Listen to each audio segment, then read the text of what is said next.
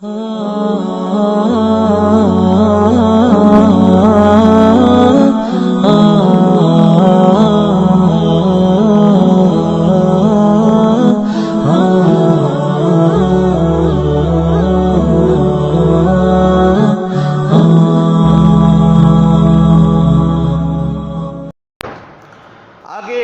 بات اور سمجھنے سے متعلق بات بیان فرمائی۔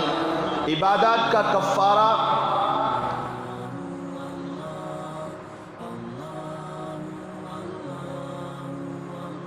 اس کو یوں سمجھیے،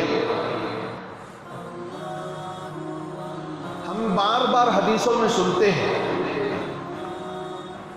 کہ بہت سے اعمال گناہوں کا کفارہ بن جاتے ہیں، بہت سے اعمال گناہوں کا کفارہ بن جاتا ہے۔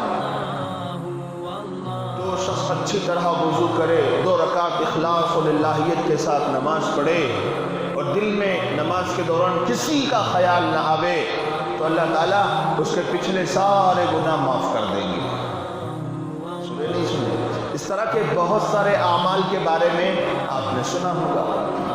جو حج مبرور کر کے آئے اس کے سارے گناہ معاف ہو جائیں گے۔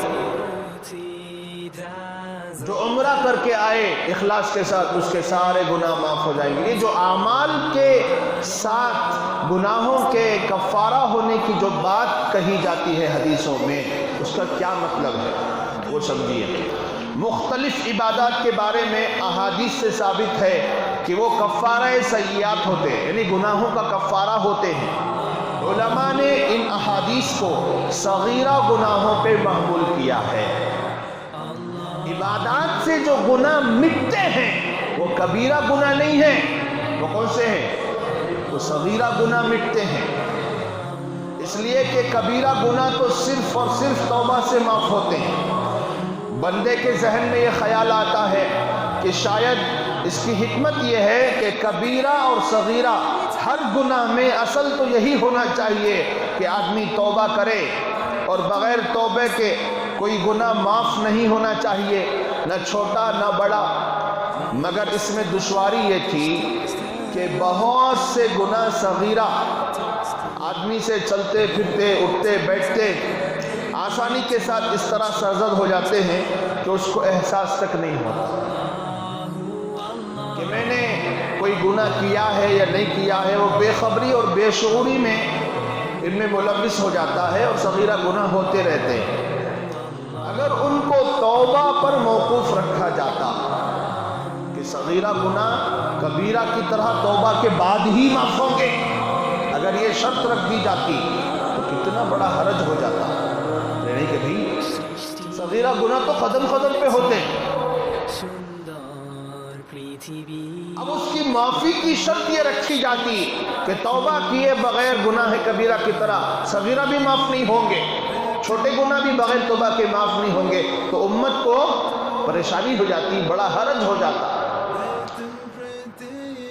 تو شاید ہم میں سے کوئی اس کی توبہ پر قادر ہوتا، کیونکہ قدم قدم پہ اٹھتے بیٹھتے چلتے پھرتے ہم سے صغیرہ گناہ ہوتے رہتے ہیں۔ اگر ان کو توبہ پر موقوف رکھا جاتا تو شاید ہی ہم کبھی ان سے بری ہوتے اور توبہ کر کے ان سے پاک و صاف ہو پاتے۔ اس لیے اللہ تعالیٰ کی جانب سے محض رحمت اور شفقت کی بنا پر مختلف عبادات اور مختلف نیکیوں کو ہمارے صغیرہ گناہوں کا کفارہ بنا دیا گیا۔ یہ عبادات، یہ نیکیاں ہیں، ان کو کرتے رہو اور قدم قدم پر تم سے جو چھوٹے گناہ ہو رہے ہیں وہ معاف ہوتے رہے گے۔ اس کا مطلب نہیں کہ گناہ کرتے رہو، وہ جو ہو رہے ہیں وہ مٹتے رہیں گے ان عبادتوں سے، ان نیکیوں سے۔ اس کے برخلاف کبیرہ گناہ چند ایک ہے اور ان کو معلوم ہونا اور ان کا احساس ہونا بعید از قیاس نہیں ہے، لہذا وہاں شرط توبہ برقرار رکھی گئی۔ صغیرہ گناہ تو انگنت ہوتے رہتے ہیں، اس لیے وہاں توبہ کی شرط نہیں رکھی گئی، بلکہ عبادات کو ہی اور نیکیوں کو ہی اس کا کفارہ بنا دیا گیا۔